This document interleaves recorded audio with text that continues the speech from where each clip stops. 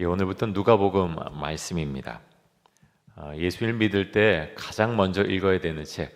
물론 성경에서 창세기부터 읽어도 되고 다른 것부터 읽어도 괜찮죠. 그런데 우리가 기독교인 아닙니까? 기독교라고 할 때 그 기독은 바로 예수님을 가리키죠. 예수님에 대해서 우리가 분명히 알아야 됩니다. 삼위일체 하나님에 대해서 알아야 되는데 가장 먼저 아무래도 예수님을 모르는 사람이 성경 읽을 때 어디부터 읽어야 되느냐? 복음서부터 읽는 게 가장 좋겠죠. 왜 그렇습니까? 복음서에 보면 예수님이 어떤 분이신가에 대해서 나와 있죠. 어떻게 태어나시고 왜 태어나셨고 어떤 사역을 하셨고 무슨 이유 때문에 십자가에 달려 죽으셨고 부활을 어떻게 하셨는지 그런 거에 대한 말씀이 다 나와 있습니다. 그래서 복음서를 읽어야 예수님에 대해서 알 수가 있습니다.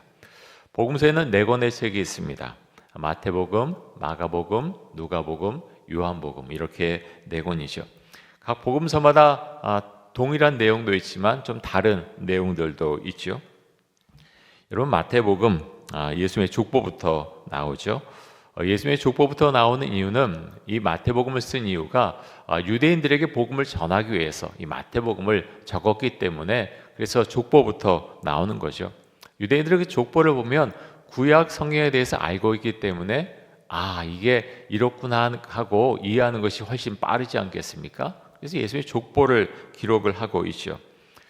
지난 다니엘 기도회 때 강사로 나오신 분들 가운데서 성경 구절 암송이 주는 은혜에 대해서 말씀하신 목사님이 나오셨죠.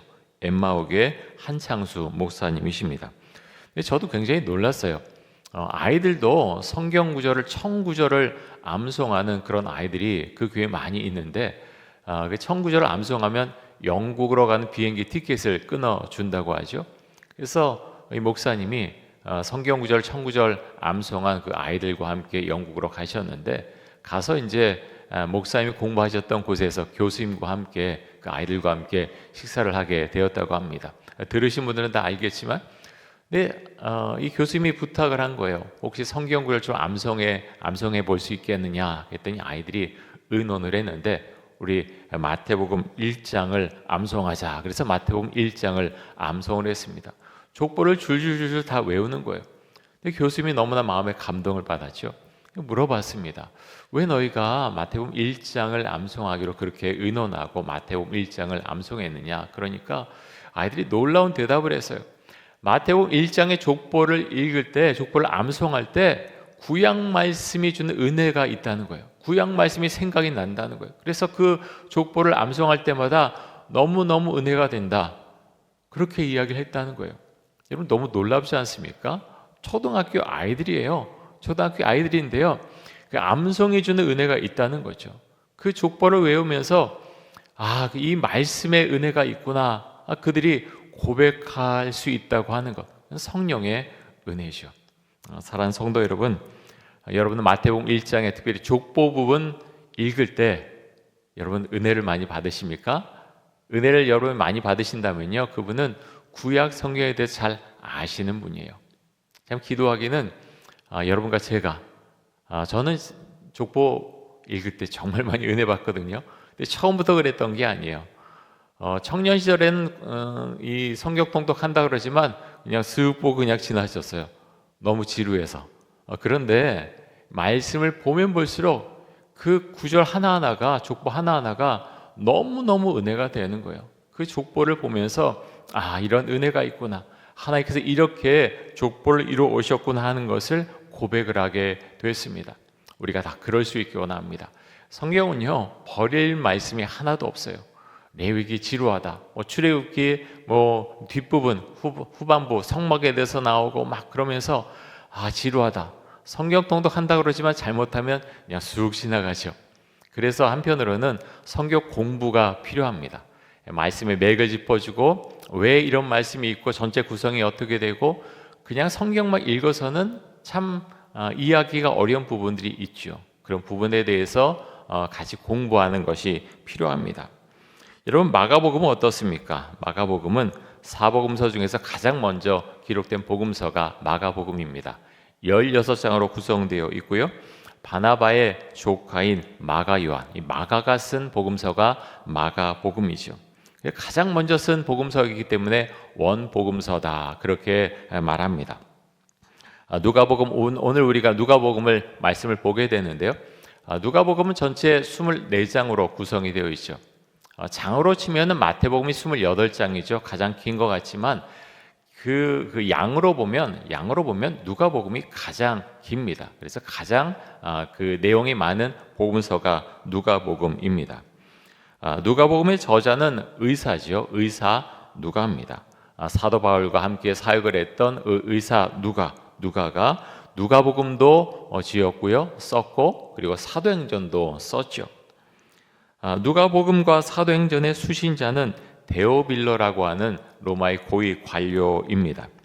데오빌로에게 복음이 무엇인지, 예수님이 어떤 분이신지, 복음이 또 어떻게 퍼져 나가는지를 소개하기 위해서 쓴 복음서, 그리고 나중에 또 사도행전도 보내게 되죠. 이 누가복음은 그래서 이방인들을 위한 복음서다 이렇게 말하고 있습니다. 데오빌로가 이방인이지 않습니까? 자, 마태복음, 마가복음, 누가복음은 같은 관점에서 쓰여진 거죠. 그래서 공통된 내용도 많고 관점이 같은데요. 그래서 공관복음이다 이렇게 부릅니다. 반면에 요한복음은 사복음서라고 불리는데요. 예수님을 모르는 분들에게 복음 전할 때 요한복음 말씀 많이 갖고 나가죠. 그리고 쪽복음도 요한복음 말씀이 많은데, 근데 여러분 어떻습니까? 요한복음 다들 읽어보셨겠지만 요한복음은요 그렇게 간단한 복음이 사실은 아닙니다. 근데 요한복음은 참 영적인 복음이에요. 요한복음 읽을 때 참 깊은 은혜가 있고요, 영적인 것, 깊은 영성이 그 안에 들어가 있는 것을 볼 수가 있습니다. 하지만 깊은 영성이 있지만 요한복음을 읽어 나갈 때 예수님이 누구신가? 왜 이 땅에 오셨는가? 왜 십자가 달려 죽으셨는가? 우리가 무엇을 원하시는가? 그 은혜를 우리가 깊이 체험할 수가 있는 것입니다. 그래서 우리가 사복음서 읽을 때 말씀이 좀 이렇구나 하는 것을 좀 이해하면서 우리가 또 읽을 수 있으면 좋겠습니다. 자, 오늘은 누가복음 1장 앞부분을 살펴보려고 합니다. 누가복음 보면요, 앞에 1장과 2장을 보면 세례 요한의 탄생 이야기가 먼저 나오고, 그 다음에 예수님의 탄생 이야기가 나옵니다. 서로 이제 병행을 이루는 것들이 여러 군데가 있어요. 세례 요한의 부모가 먼저 소개가 되는데요. 좀 뒤에 가면은 다시 예수님의 부모님의 부모가 소개가 됩니다. 세례 요한의 출생을 이제 사가랴에게 알려주죠. 똑같이 예수님의 탄생을 알려주기 위해서 이제 마리아에게 나타나는 천사가 나타나는데, 천사가 나타나는 것, 또 사가랴에게 알려주는 것, 마리아에게 알려주는 것, 병행을 서로 이루고 있죠. 세례 요한의 아버지인 사가랴는 천사가 전해진 소식을 듣고 굉장히 놀라죠. 똑같이 마리아도 천사가 와서 예수님의 그 잉태를 알려주었을 때 굉장히 놀랍니다. 또 하나 동일한 건 천사는 사가랴에게도 또 마리아에게도 두려워하지 말라 이렇게 말하고 있습니다. 세례 요한의 출생에 대한 이야기를 말하는 복음서는 누가복음이 유일하죠. 누가복음의 저자 누가는 세례 요한의 탄생과 예수님의 탄생 이야기로 누가복음 말씀을 시작합니다. 자, 누가복음 1장 1절과 2절 한번 보겠습니다.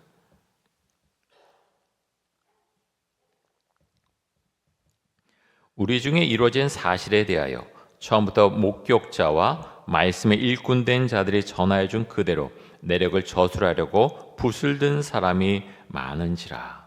여러분 1절에 보면요, 우리 중에 이루어진 뭐라 그랬습니까? 사실에 대하여. 누가는요 이 신앙을 고백하려고 합니다. 어떤 전해 들은 이야기다, 꾸며낸 이야기다, 이럴지도 모른다, 그게 아니고요, 사실이라는 거예요. 복음서를 쓰는데요, 누가복음 그런 누가는 확신을 가지고 쓴 거죠. 사실 그대로 나타난, 현 시대에 나타나고 분명 있는 것을 지금 저술하려고 한다. 이제 그렇게 말하는 것으로 이 복음서를 시작을 합니다. 여러분 그렇죠. 만약 성경이 꾸며낸 이야기라고 하면 우리가 새벽에 이렇게 모여 있을 이유가 하나도 없습니다. 우리가 말씀을 읽을 이유가 없죠. 묵상하고 그 말씀 가지고 기도할 이유가 아무것도 없습니다. 성경은요 사실이다. 그래서 누가는 이 누가복음을 저술하면서 이 말씀은 사실이다. 예수님에 대해서 일어난 이야기는 사실이다. 먼저 그것을 말하고 있습니다. 누가는 사실 예수 그리스도의 십자가 죽음을 직접 본 사람은 아닙니다. 누가는 예수님의 사역과 또 십자가 사건과 부활을 직접 목격한 사람들, 직접 목격한 사람들 또는 전해 들은 사람들로부터 예수님에 대한 말씀을 들었을 것입니다. 그런데 누가는요 성령님의 임재를 분명히 경험했던 사람임에 틀림이 없습니다. 그는 바울과 함께 복음을 전하러 다녔죠. 누가는 예수님을 정말 믿었기 때문에, 진정으로 믿었기 때문에 예수님을 전하고자 했습니다. 그래서 이분이 했던 중요한 사역이 무엇인가 하면 같이 다니면서 복음도 전했지만요 이것을 글로 쓰는 것이었습니다. 그래서 누가복음과 사도행전을 글로 쓰게 되죠. 누가복음과 사도행전 분량이 굉장히 많지 않습니까? 신약 성경 전체의 약 4분의 1, 4분의 1이 누가에 의해서 쓰여진 누가복음과 사도행전입니다. 4분의 1 분량이죠. 자, 이어서 3절과 4절을 보겠습니다.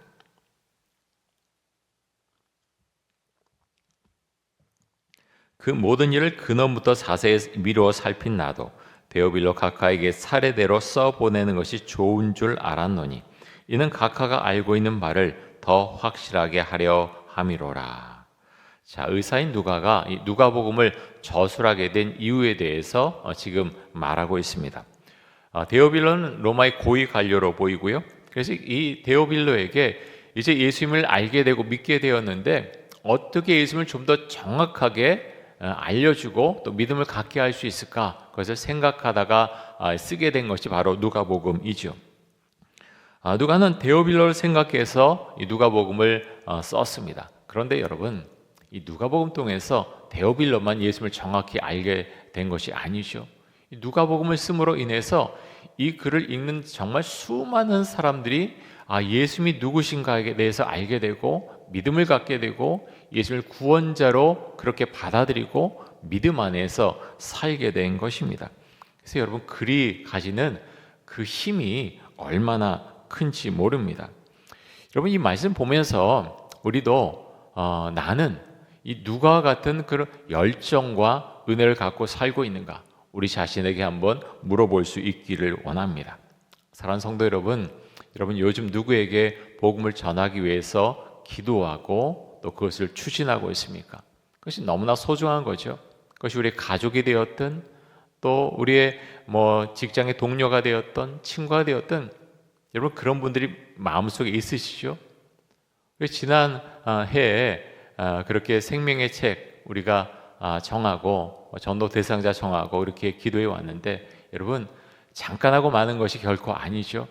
우리의 마음에 품고 늘 기도해야 됩니다. 내가 이젠 누구에게 전도를 해야 될 것인가? 우리의 가족들 간단하지 않죠? 가족들의 복음 전하는 것 참 쉽지 않습니다. 나의 모든 것을 알고 있기 때문에 더 그렇죠. 하지만 결코 놓칠 수 없는 기도 제목이고요. 계속해서 간절하게 기도를 해야 될 것입니다.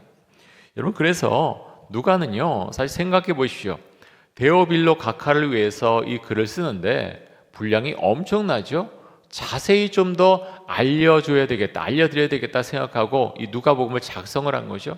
그 노력이 엄청나지 않습니까? 근데 이 글이요 수많은 사람들에게 읽혀서 이 누가복음으로 인해서 예수를 믿게 되었다라는 것입니다. 하나님의 역사는 저는 이 앞부분 보면서 그런 생각합니다. 작은 것으로 출발하지만 하나님께서 이끌어 주신 역사는 정말 크다. 우리가 우리의 가족을 위해서 기도하고 또 사랑하는 누군가를 위해서 기도하고 직장 동료를 위해서 기도하고 작은 것 같아요. 그런데요 하나님은요 그 작은 것을 소중하게 여기고 기도하고 힘쓰는 그 사람을 통해서 많은 것들을 이뤄 가신다라는 것입니다. 그래서 어떤 전도 대상자를 위해서 여러분 기도하실 때 그러면 하나님 제가 이분을 위해서 어떻게 기도하고 또 어떻게 복음 전하기를 원하십니까? 우리가 기도할 수 있기를 원합니다. 먼저 그 마음이 열려야 되지 않습니까? 근데 그 마음을 여는 것이 쉽지 않죠. 그래서 하나님 앞에 기도해야 됩니다. 하나님 저분의 마음을 열어 주옵소서 기도해야 되겠죠. 사실은요, 서로 하지 않지만 세상에서 뭐라 그럽니까? 기싸움이라고도 하는데 사실 영적인 싸움이죠. 눈에 보이지 않지만요, 영적인 어떤 싸움이 있습니다. 사람이 참 이상해요. 평소에 친했는데 막 이런저런 이야기를 하는데 예수님에 대한 이야기, 교회에 대한 이야기를 하려고 하면 안색이 싹 바뀌는 분들이 많아요. 표정이 싹 바뀌죠. 불편하게 뭐하러 이러한 이야기를 꺼내느냐. 불편하다. 근데 여러분 잘 봐야 됩니다. 그것이 영적인 싸움이거든요.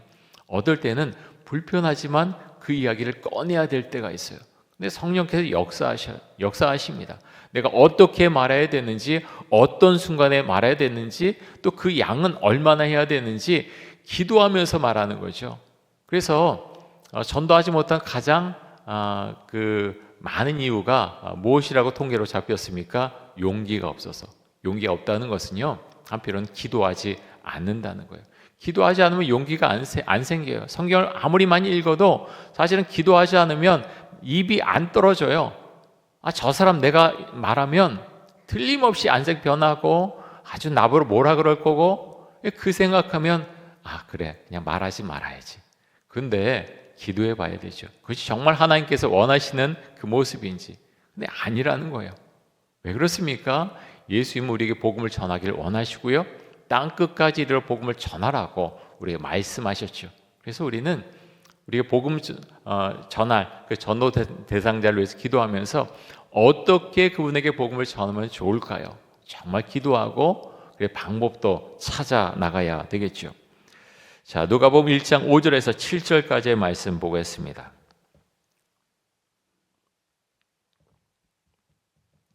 우리 같이 한번 읽겠습니다. 5절에서 7절까지 같이 읽습니다. 유대왕 헤롯 때 아비야 반열에 제사장 한 사람이 있었으니 이름은 사가랴요, 그의 아내는 아론의 자손이니 이름은 엘리사벳이라. 이 두 사람이 하나님 앞에 의인이니 주의 모든 계명과 규례대로 흠이 없이 행하더라. 엘리사벳이 잉태를 못함으로 그들에게 자식이 없고 두 사람의 나이가 많더라. 아멘. 자, 헤롯 왕이 다스릴 때 사가랴라는 제사장이 있었다라고 말씀하고 있고요. 또 아내가 엘리사벳인데 이 엘리사벳은 아론의 자손이다. 레위 지파죠. 두 사람이 결혼해서 가정을 이뤘다라고 말씀하고 있습니다. 하나님을 정말 잘 믿는 그런 부부죠. 근데 안타깝게 아이가 없습니다. 지금 이 시대에 아이가 없는 가정과는 참 많이 다른 점이 있어요. 지금은 그것을 또 그런 분들 가정도 많고 또 여러 가지 사회적 어떤 가치관도 달라졌지만 이때는 자녀가 없다는 것은요, 가정에 정말 큰 슬픔이었습니다. 사람들이 얼마나 말이 많았겠어요. 제사장인데 아이가 없대. 틀림없이 하나님께서 어떻게 하신 거야. 여러 가지 이야기가 참 많지 않았겠습니까? 근데 우리가 이 말씀 보면서도 우리가 생각해야 되는 것은요, 하나님을 잘 믿어도 어떤 결손, 부족한 것이 있을 수 있다라는 것입니다. 물론 나중에 하나님께서 이 가정 가운데 세례 요한이 나게 그렇게 하시지만 이 부부는 말씀 가운데 나온 것을 보면 원망하면서 살지 않았다는 거예요. 전 말씀 보면서 이 부부에게 아이가 생기지 않았다면 그럼 원망하면서 살았을까? 아니라는 거예요. 하나님을 믿는 것은요, 믿어도 부족할 수 있고 여러 가지 어려움이 생길 수 있어요. 누구라도 다 그렇죠. 근데 하나님을 믿는 것이 무엇이 다르냐? 그러할지라도 하나님의 은혜를 의심하지 않고 주신 은혜 가운데서 매일의 삶을 열심히 감사하면서 살아갈 수 있는 힘, 그것은 은혜로부터 온다라는 것입니다. 그래서 성경은요, 두 사람이 모두 하나님 앞에서 의인이었고 주의 모든 계명과 규례대로 흠이 없이 행했다, 이렇게 말씀하고 있습니다. 사실 얼마나 아이가 갖고 싶었겠습니까? 정말 갖고 싶었을 것입니다. 특별히 엘리사벳은 더 그랬겠죠. 하지만 이 일로 인해서 이들은 하나님을 결코 원망하지 않습니다. 원망한 대신에 나이가 이미 많았지만 매일의 삶을 열심히 살고 또 주어진 사역을 잘 감당하며 살았습니다.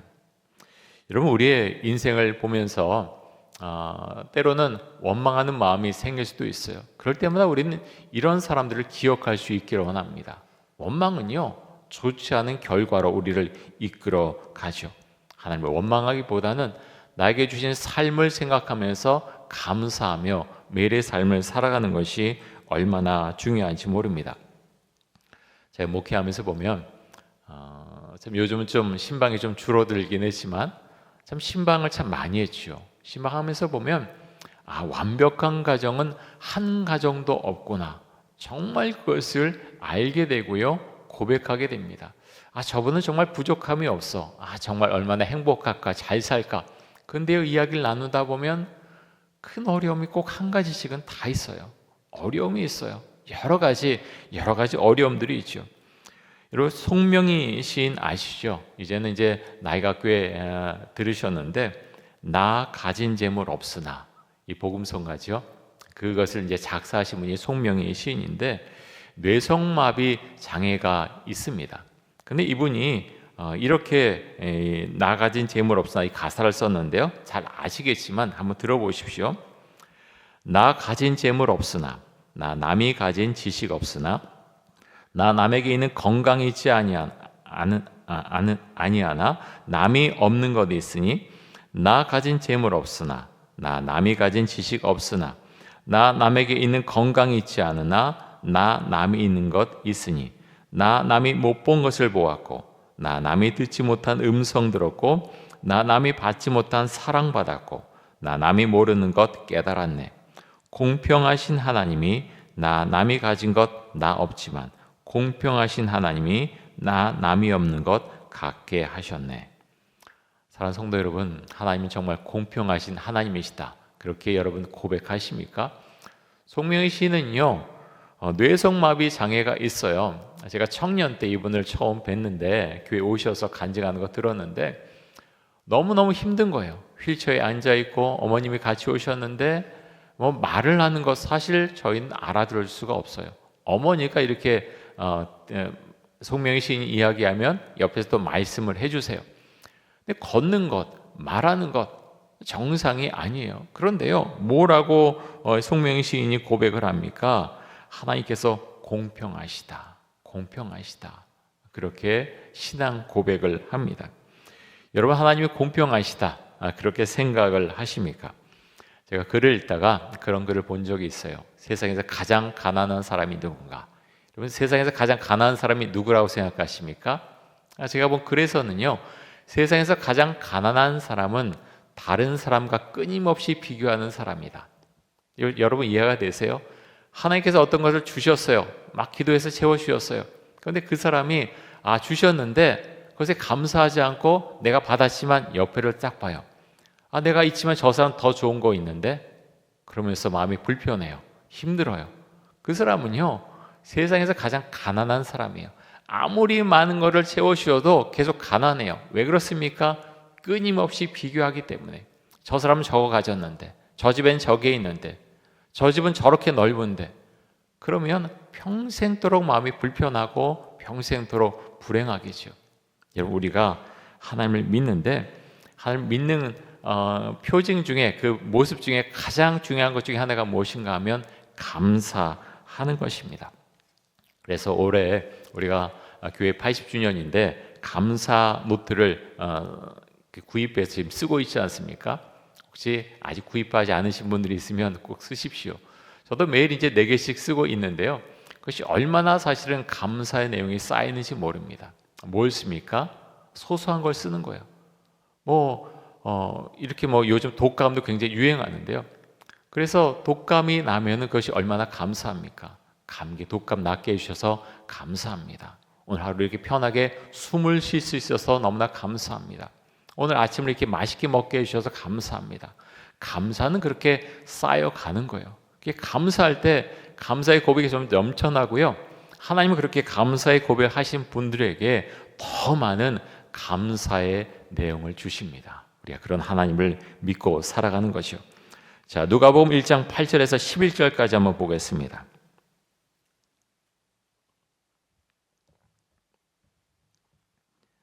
8절입니다. 마침 사가랴가 그 반열의 차례대로 하나님 앞에서 제사장의 직무를 행할세, 제사장의 전례를 따라 제비를 뽑아 주의 성전에 들어가 분향하고 모든 백성은 그 분향하는 시간에 밖에서 기도하더니 주의 사자가 그에게 나타나 향단 우편에 선지라. 사가랴가 그 반열의 차례대로 24반열이 있었어요. 반열은 조예요. 1조, 2조, 3조 그런 식의 것이 이제 반열인데 24반열이 있었는데 그 중에 한 반열에 사가랴가 속해 있었던 거죠. 그래서 하나님 앞에서 제사장의 직무를 행하는데 제사장의 전례를 따라 제비를 뽑았다 그랬습니다. 제사장이 하는 역할이 여러 가지가 있지 않습니까? 누구는 성소에 들어가서 분향을 하고 누구는 이제 여러 가지를 감당하죠. 무교병 떡을 담당하는 사람도 있고 이제 제단을 청소하는 사람도 있고 여러 가지 직무가 있지 않습니까? 그 가운데서 이번에 나에게 어떤 역할을 주시는가 제비를 뽑았다라는 것입니다. 백성은 그 분향하는 시간에 밖에서 기도를 했습니다. 제사장 사가랴는 성소 안에서 분향을 했다라고 말씀합니다. 그런데 성소에 분향하는 사가랴에게 천사가 나타났죠. 여러분, 천사가 나타났다라고 하는 것은요, 하나님께서 뭔가 사가랴에게 하실 말씀이 있어서 천사를 보내신 것이죠. 사랑하는 성도 여러분, 여러분은 여러분이 해야 할 일을 잘 감당하면서 살고 계십니까?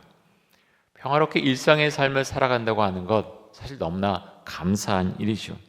요즘 특별히 정치적인 혼란을 겪으면서 정치가 안정되어 있다고 하는 것이 얼마나 감사한 일인가 우린 뼈저리게 참 많이 느끼고 있습니다.